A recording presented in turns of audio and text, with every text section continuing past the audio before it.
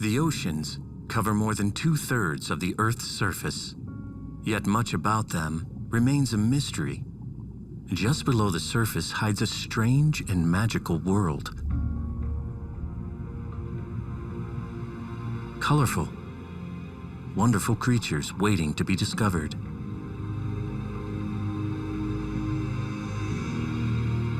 And share their secrets.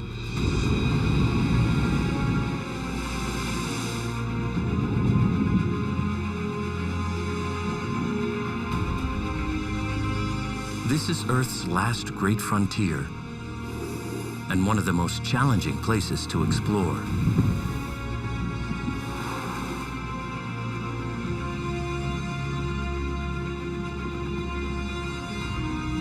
An environment as fragile as it is harsh and unforgiving for the animals that live here and struggle to survive. In this big blue world of oceans.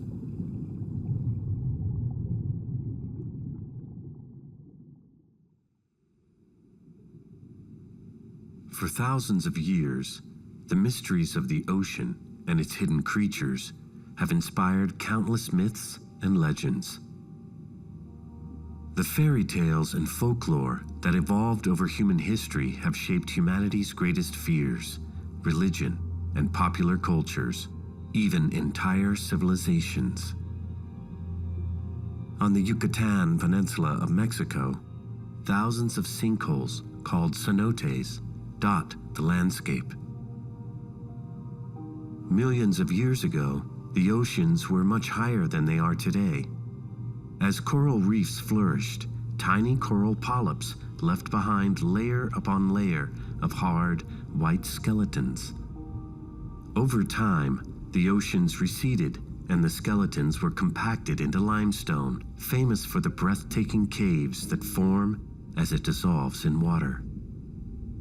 When the ceiling of the cave eventually collapses, it forms a cenote. Over time, the bottom fills with rainwater from underground rivers, which rests on top of denser seawater seeping in from the ocean. Long before we understood the science of cenotes, these freshwater sinkholes were practically and spiritually significant for the ancient Maya civilization.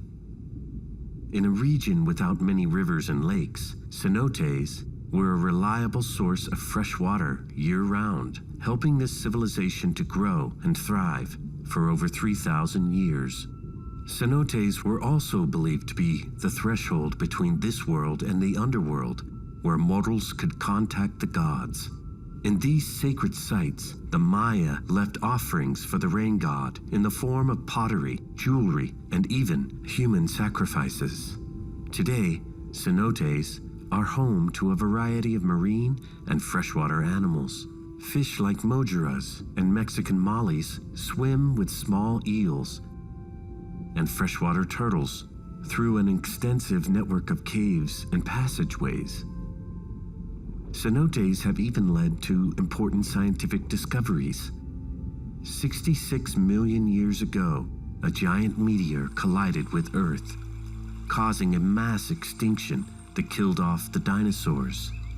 The location of impact was a mystery until researchers noticed a high density of cenotes in the shape of a circle. More recent satellite images confirmed that these cenotes outline the rim of this prehistoric crater. Although the meteor killed off the dinosaurs, other reptiles survived. Today, their descendants thrive in the cenotes, like this young Morelet's crocodile. The mangrove forest is another ecosystem steeped in folklore. Mangroves are home to thousands of species of marine and forest creatures, including many species of birds like kingfishers, herons, and egrets.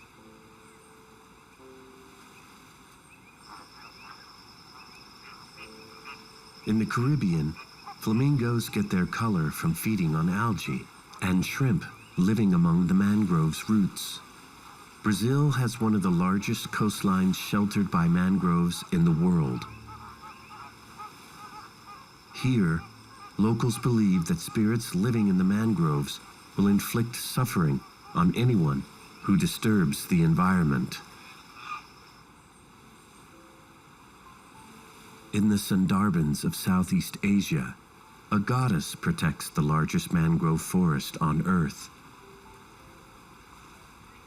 While in Kenya, locals build shrines in mangrove forests and believe spirits bring death to those who cut down trees. These and other legends reveal a deep understanding of the importance of mangrove ecosystems.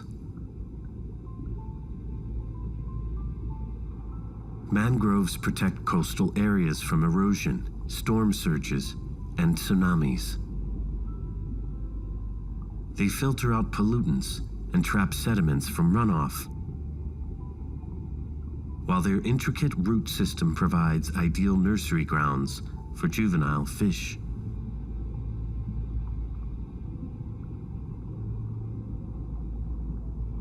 Mangrove forests also aid in the cycling and storage of carbon in coastal tropical ecosystems. On several islands in Indonesia, mangrove forests conceal the most legendary creatures of all.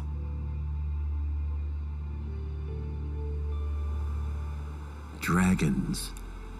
Growing up to 10 feet long and weighing up to 150 pounds, Komodo dragons are the largest living lizards on Earth.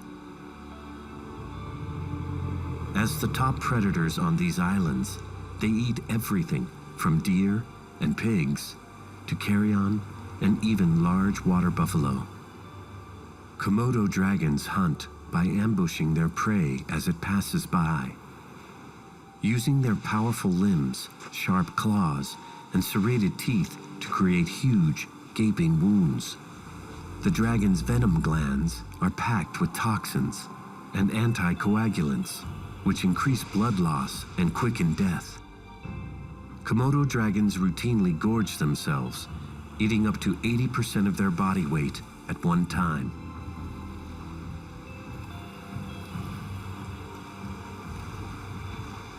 Mating season begins with males wrestling each other for females and territory.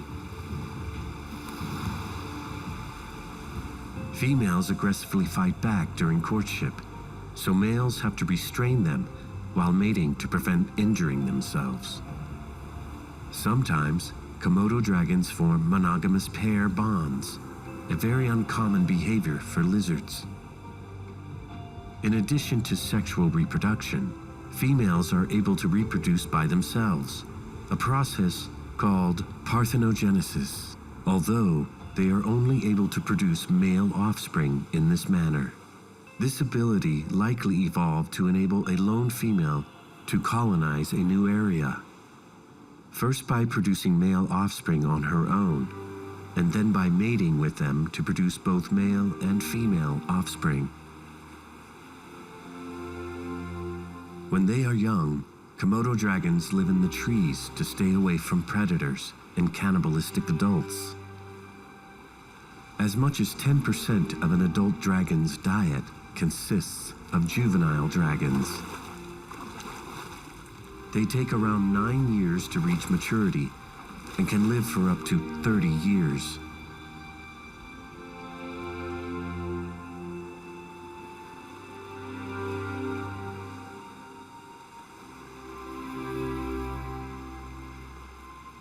In some places, the dragons live alongside villagers, a relationship that is rooted in local legend.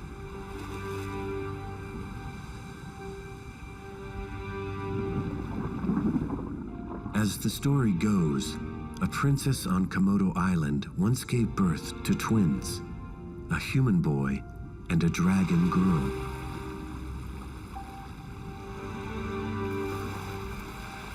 But decided to raise them separately. Years later, while hunting, the boy saw a dragon in the woods and aimed to kill it. But the spirit of his deceased mother appeared and told him it was his sister. Humans and dragons are said to have coexisted peacefully ever since.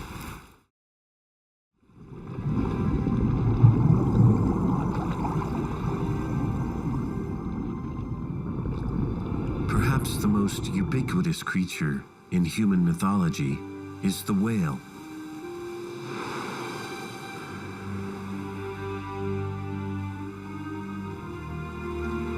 Since they spend much of their lives migrating, diving, or circling the poles, we knew little about whales until only recently. Nearly every coastal society throughout history has passed down stories about whales. Some believe they are gods or heavenly spirits that bring fortune and peace. In Vietnam, whales are so highly respected that when whales die, they hold a funeral for it. And according to ancient Chinese legend, the god of the seas was a huge whale with human limbs.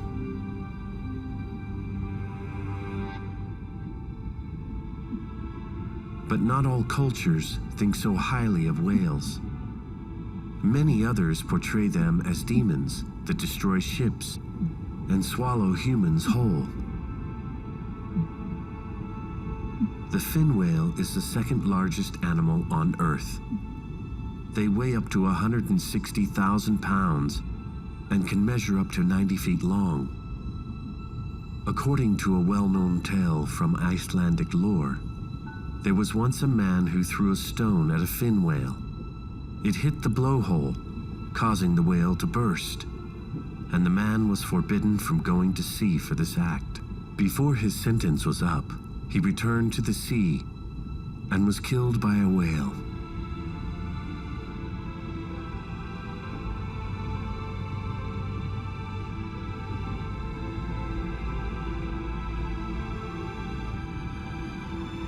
For the people of Iceland, this story is a reminder that misdeeds may be forgiven, but only after punishment has been served and remorse has been shown.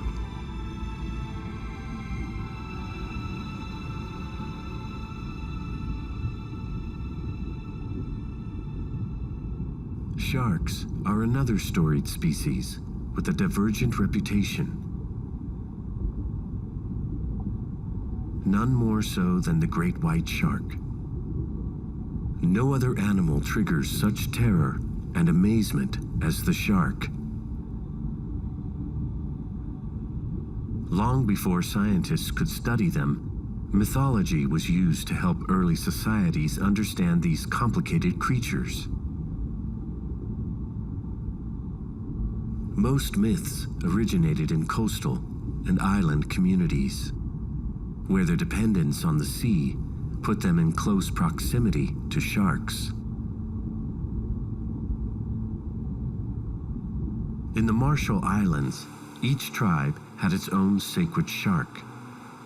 If someone disrespected another tribe's shark, the tribes would go to war unless an apology was made. In native Hawaiian mythology, sharks were worshipped as deities, with 9 named shark gods in all.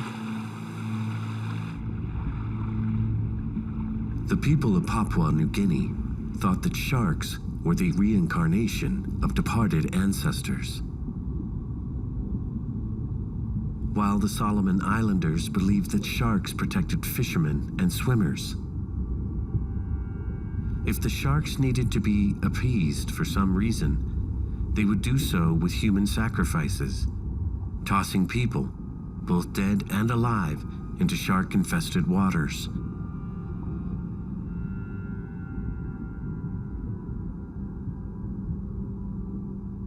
In more modern times, the perception of sharks has evolved to replace reverence with fear.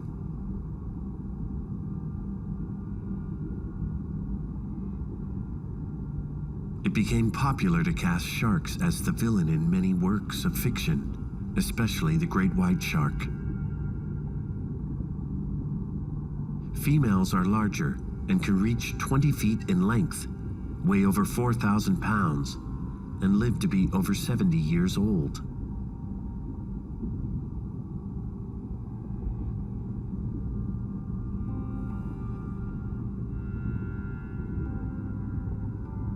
They feed on a wide variety of marine mammals, fish, sea turtles, and seabirds.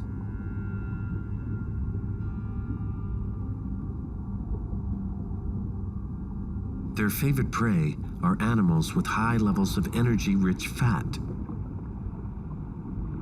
When hunting a sea lion, a great white shark will ambush it from below, striking its midsection before dragging it and eating it. Despite popular belief, great white sharks do not think humans resemble seals. Instead, bites usually happen when visibility is low and their senses are impaired.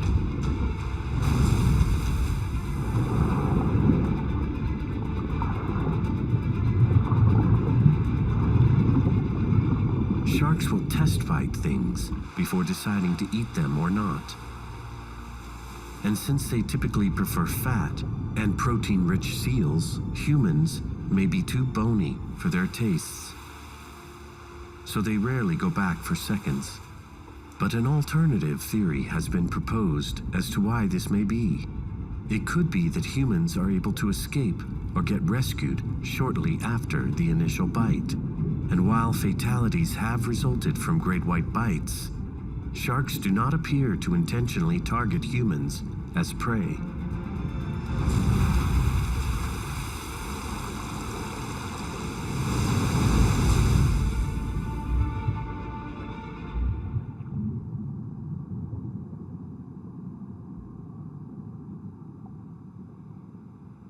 Our collective fear of the great white shark and its reputation as a man-eater is based largely on the many fictional stories told about them. Prior to the start of modern whaling in the late 1800s, blue whales were not well understood.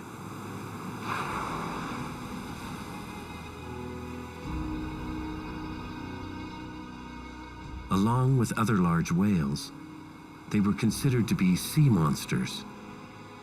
In old Icelandic sagas, different whale species were imagined as being either good or evil.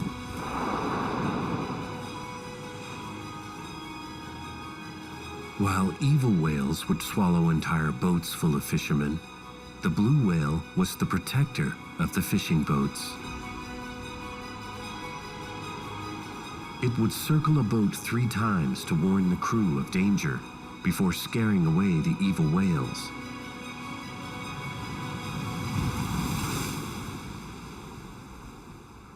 And if there were more than 3, the blue whale would explode, killing all the evil whales with it. Reaching up to 100 feet and 380,000 pounds, the blue whale is the largest animal to have ever lived on Earth.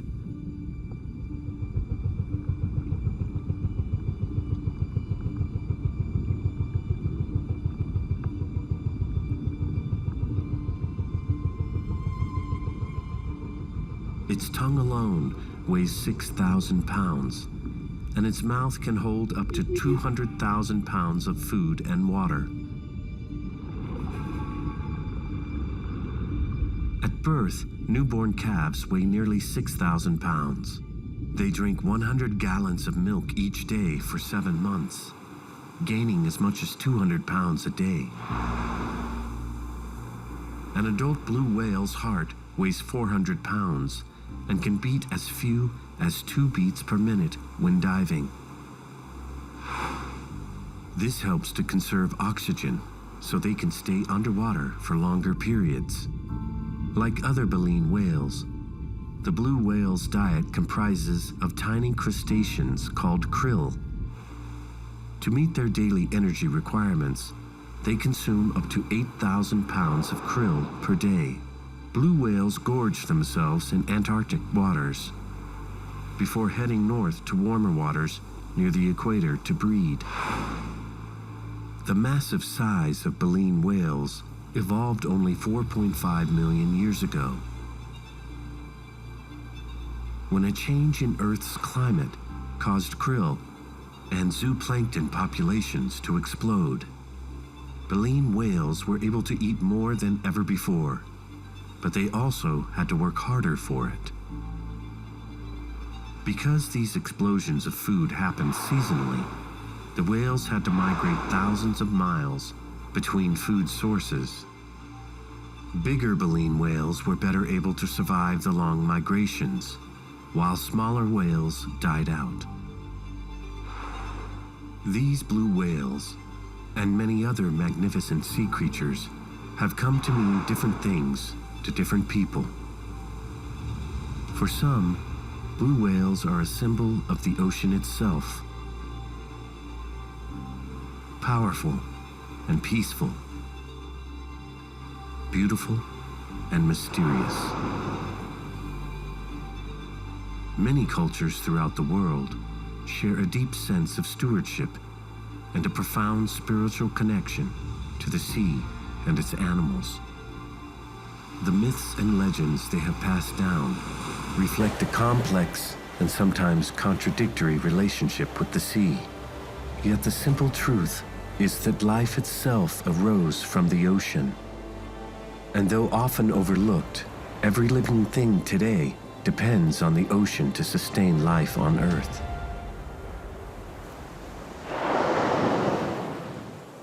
Regardless of language or latitude, tales of the sea must endure. For although the stories will change over time, our respect and awe for this world of oceans and its creatures should never fade.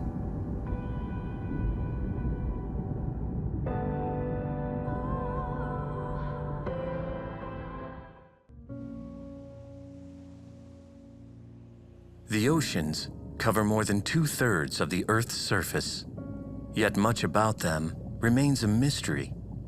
Just below the surface hides a strange and magical world.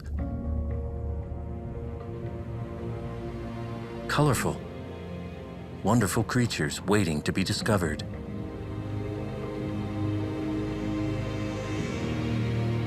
And share their secrets.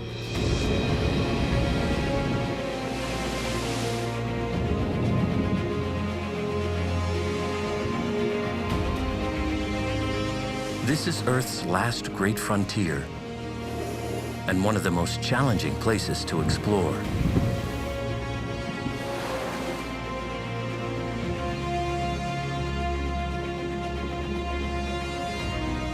An environment as fragile as it is harsh and unforgiving for the animals that live here and struggle to survive. In this big blue world of oceans.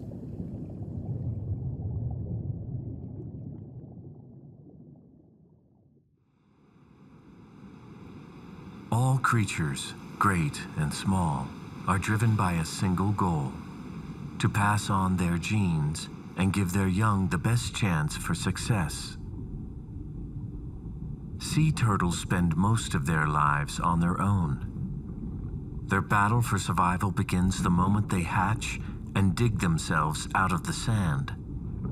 They find the ocean by sensing the slope of the beach and looking for the star's reflection in the water. Weighing less than half an ounce, they hatch en masse to ensure that a few survive into adulthood.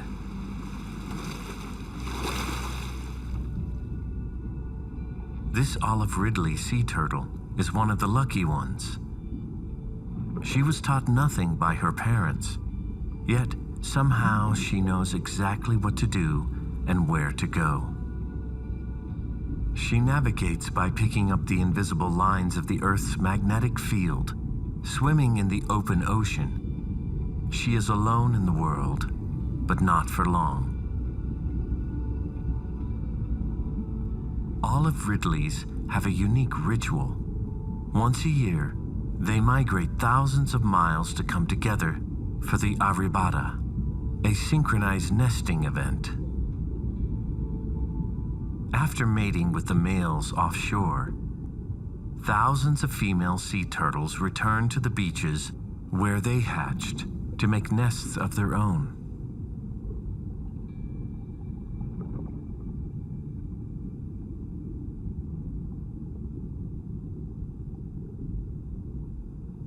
But not all species come into the world as hardwired as the turtles. In the warm waters around the Bahamas, a pod of spotted dolphins is playing and bonding.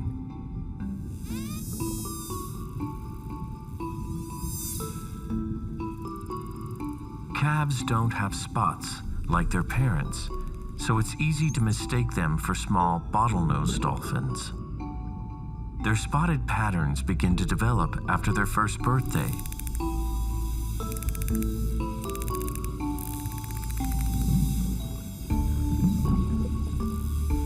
Spotted dolphins are extremely social animals. To communicate with each other, they blow bubbles through their blowholes and use whistles, clicking, and other sounds.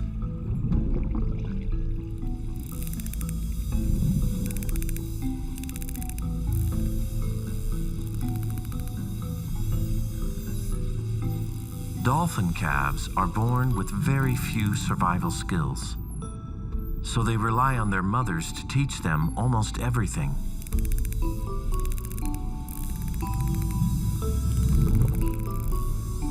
The bond they share is the strongest relationship these dolphins will have in their lifetimes.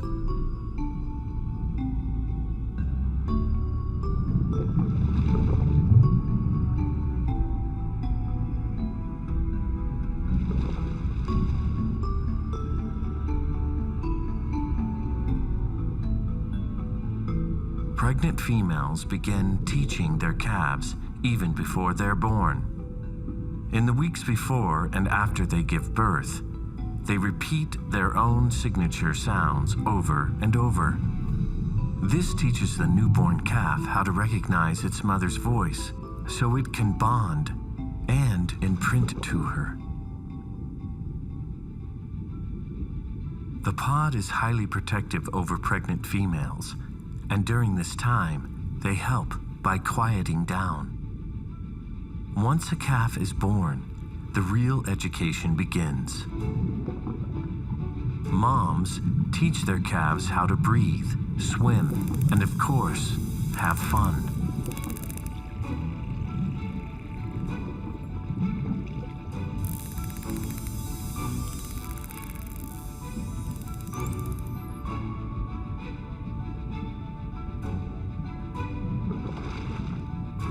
With so much to do, new moms get little sleep in the first few months.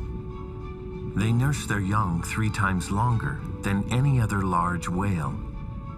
And with help from the rest of the pod, mothers take care of their calves for up to 5 years.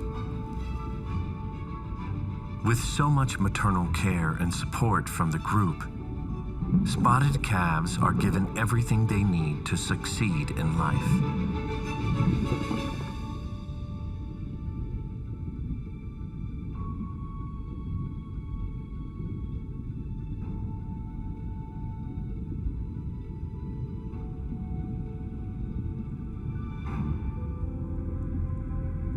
Common dolphins are excellent hunters. Like spotted dolphins, they're also devoted mothers.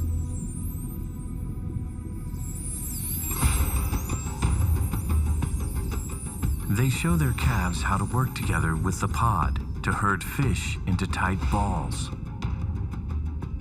Once rounded up, the dolphins take turns diving into the ball, gulping down fish as they plow through. When teaching their young, mothers modify their own behaviors so calves learn more easily. They make distinctive body movements to show the location of prey and chase prey longer than usual.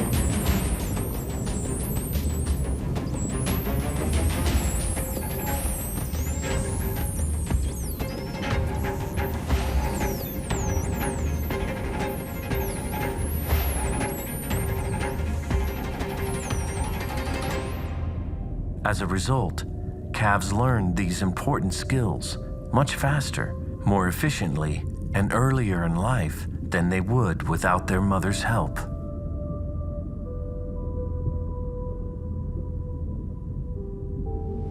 giving their young a good start in life is not just a mother's responsibility.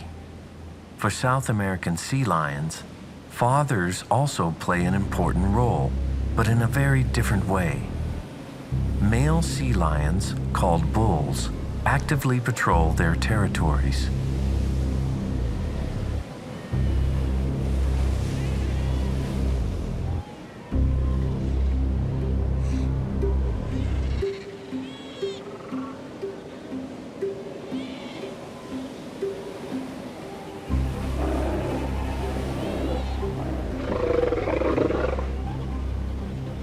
They'll go to extreme lengths to protect their harem of females.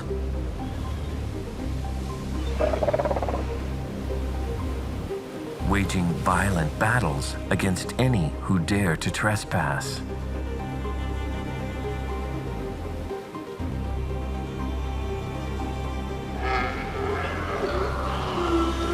They can grow to over 9 feet and weigh up to 800 pounds.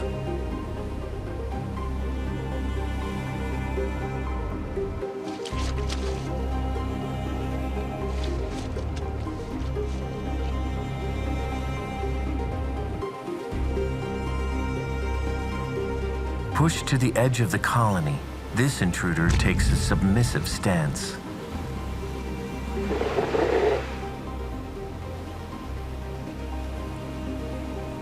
But to the dominant bull, it's not enough. As long as he's on the rocks, he poses a threat.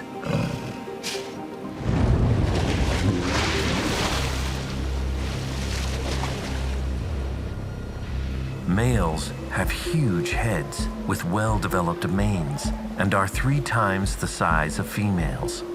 Fights most often break out between bulls at the beginning of breeding season. Males who arrive early get access to more females and will have more pups. The more females that are in heat, the more fights there will be between bulls. Males that can't win their own territories and harems will band together and stage group raids to steal females. These young males are practicing for when they will have to fight to have a family of their own.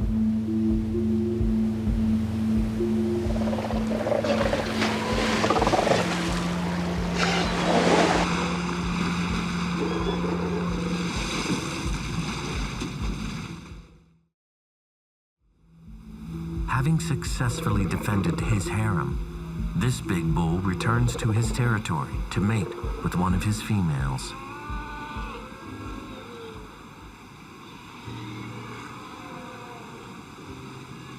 Males control up to 18 females at one time. Pups conceived during the previous year are born as soon as the mothers arrive to the colony. About a week later, they are ready to mate again.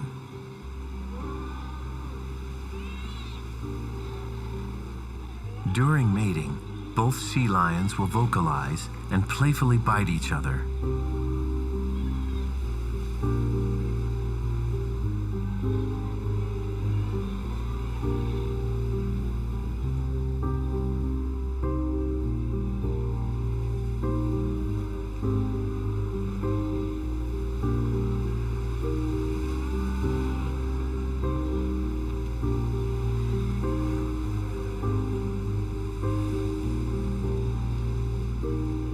Yet just when the colony seems to be quieting down, another fight breaks out. A younger male has tried to steal an older bull's harem, but the old bull is not as strong as he used to be.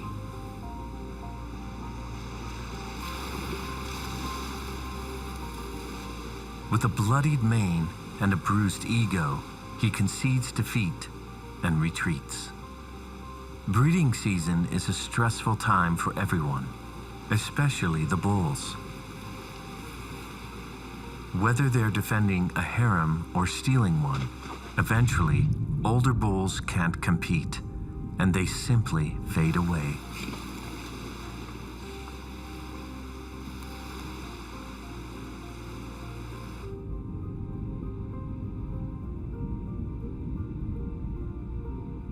While sea lions put their dangerous reproductive rituals on full display, other creatures are far more secretive.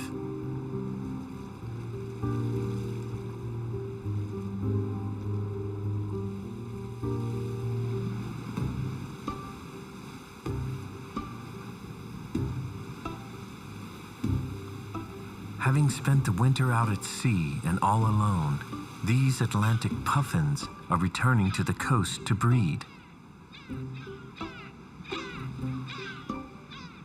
Year after year, they come back to the same colony where they hatched.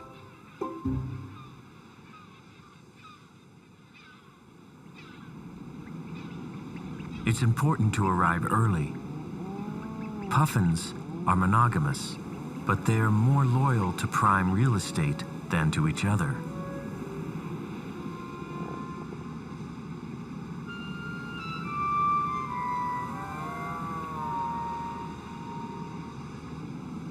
They build their nests in burrows to protect them from the elements and hungry predators.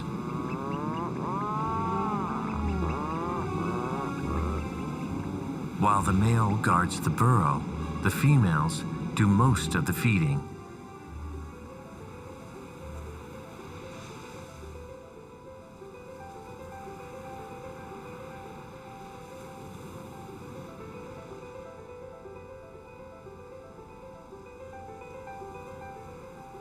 Puffins travel 60 miles away or more to reach their hunting grounds. But when they have hungry chicks to feed, they only venture half that distance.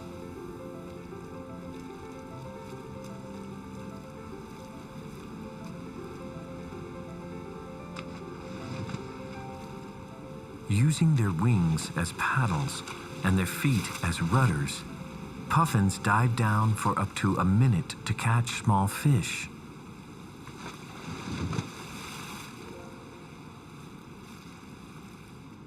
A muscular grooved tongue and a beak with serrated edges help them catch several small fish in one dive.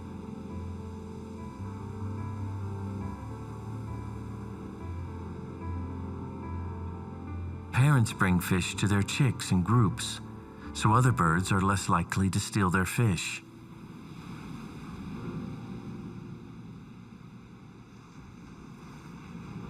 The arrival of an adult with a beak full of fish is the first sign that chicks have started to hatch.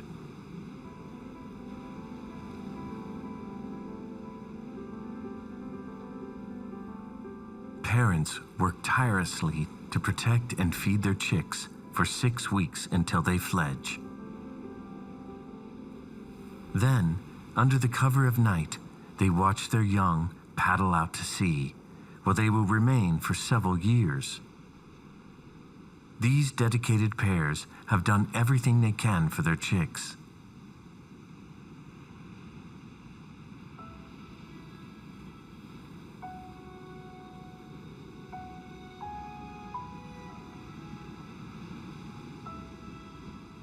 Now, they must let go and move on with their own lives again.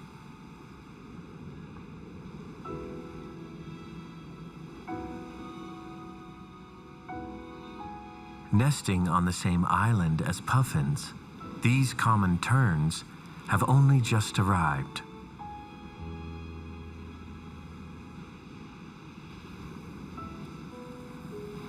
They migrate south from the Arctic to breed and raise their young.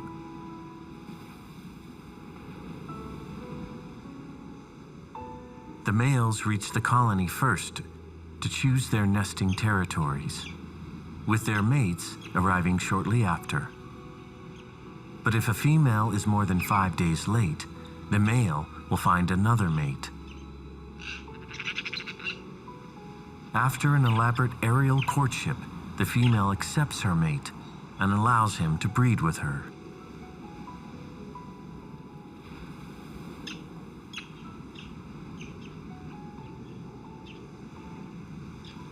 She chooses the father of her chicks by the quality of his wing feathers.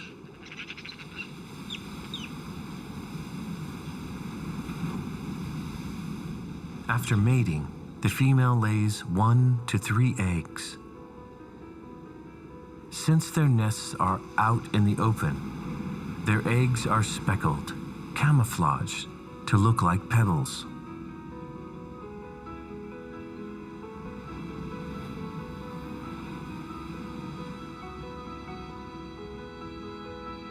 Both parents take turns incubating the eggs. But when unwelcome visitors get too close, fathers go on the defense.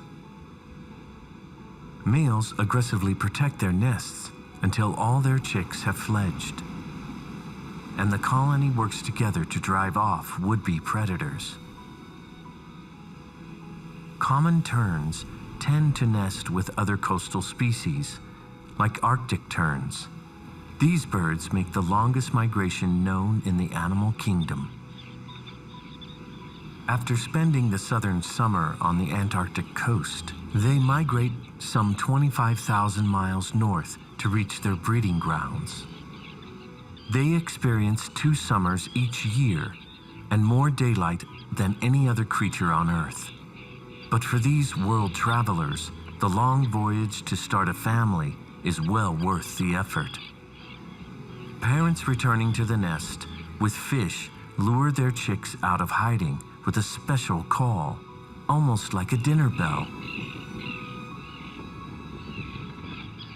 By about 2 weeks old, siblings can also recognize each other's calls, which helps form important family bonds.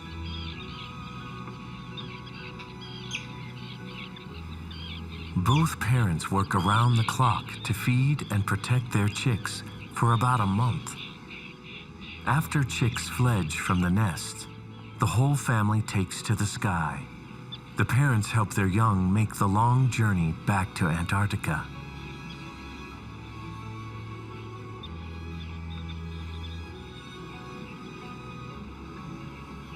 After migrating, most young terns stay in the southern hemisphere until they are 2 years old. Then, they make the trip back to their birthplace on their own, without help from their parents. How the terns find their way home, no one knows for sure, but life always finds a way.